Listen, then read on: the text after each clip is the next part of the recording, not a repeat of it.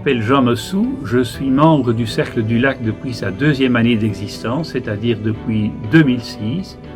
J'ai 72 ans, je suis administrateur externe en entreprise familiale et en organisation non marchande.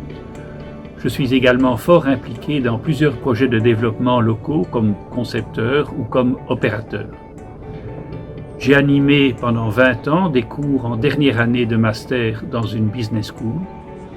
Ainsi, les pieds dans la terre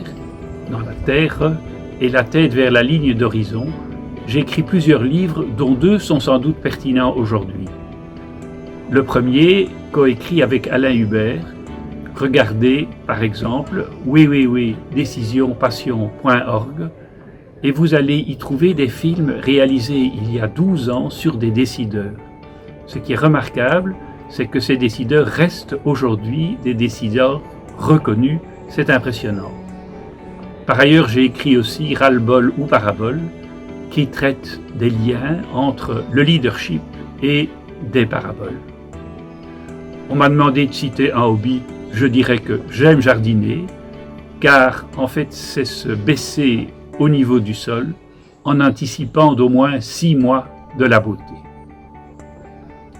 En ce qui concerne la crise, qui est le sujet de cette vidéo, je tiens d'abord à dire que je suis plutôt proche d'organisations dont le carnet de commandes est de 5 à 10 jours ouvrables, plutôt que je suis impliqué dans des sentiers navals. Donc, je saigne.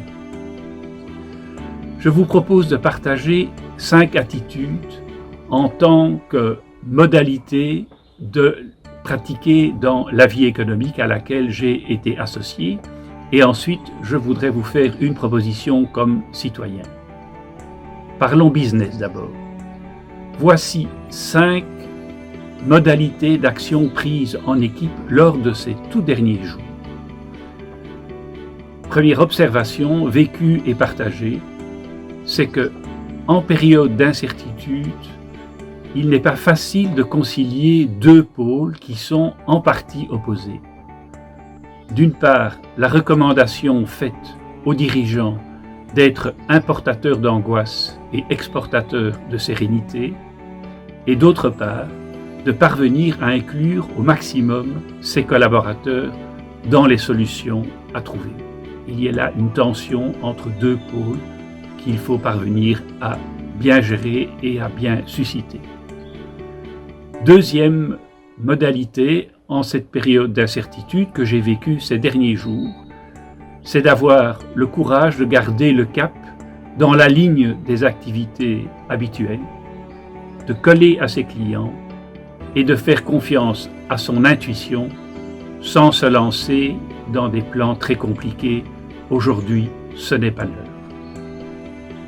Troisième observation à des actions de terrain, c'est, si ça peut se présenter dans certaines entreprises, c'est résister à la tentation du retour du patron à la barre, car ce sera vite très démotivant pour l'équipe. Ensuite, je vous propose de regarder régulièrement les 17 pictogrammes des objectifs de développement durable.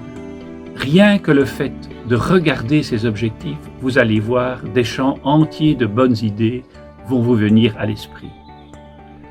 5e et dernière proposition business, c'est je vous propose de partager avec quelques proches le livre de Anne Rosling, Factfulness, car il situe les aléas du présent dans des tendances positives qui sont vraiment fondamentales, en particulier depuis ces 30 dernières années.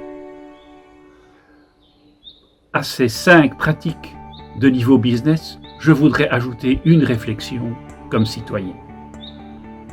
Entre juin de cette année-ci et 2024, notre lasagne institutionnelle va être secouée par des partis extrémistes populistes. Ils vont défendre leur généreuse dotation. Or, l'heure est plutôt à être performant et sobre. Car si notre lasagne institutionnelle nous coûte 2% du PIB, hypothèse. Cela nous fait déjà 8 milliards à récupérer et il vaut mieux les récupérer dans la relance plutôt que de les voir s'évaporer dans les multiples aspects de la particratie. En pratique, par rapport à cette recommandation de citoyens, je vous propose, dès que l'agenda leur précisera au Cercle du Lac, c'est de participer à la présentation du film « Ceci n'est pas un lion », réalisé par le Québécois Jean-Pierre Roy, et qui d'une façon très subtile va nous montrer toutes les pratiques manipulatoires de partis populistes. Alors on pourrait se dire à quoi cela va-t-il servir? Mais pensons qu'en France, des partis se sont récemment complètement effondrés. Pourquoi ne pourrait-il pas être le cas chez nous? Et ce qui serait bien, c'est qu'à l'issue du film, nous partagions nos étonnements au nord et au sud du pays. Pour conclure, un bon truc qui amène du calme. Nous sommes face souvent à des décisions difficiles à prendre, et bien dans ce cas-là, offrons-nous 1 ou 2 bonnes nuits afin de susciter le calme en nous et surtout également afin de moins secouer nos équipes par des décisions intempestives. Bonne suite à vous.